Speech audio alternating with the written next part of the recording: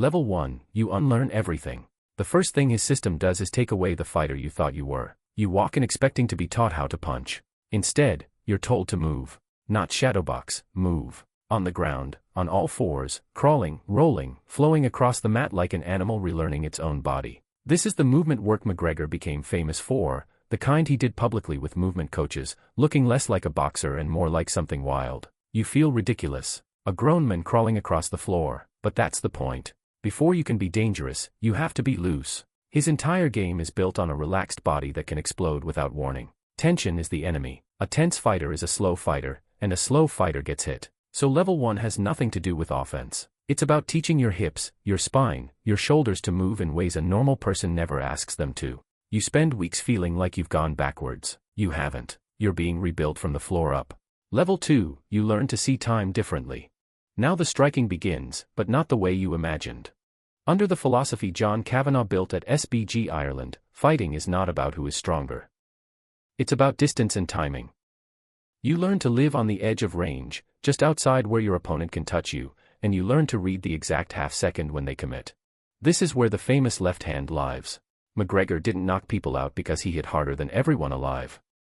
He hit them when they couldn't see it coming, perfectly timed, landing as they stepped in.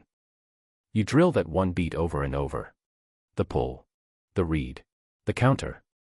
Thousands of repetitions until your body recognizes the opening before your mind even registers it. You stop trying to be fast. You start trying to be early. By the end of level 2, you no longer react. You anticipate.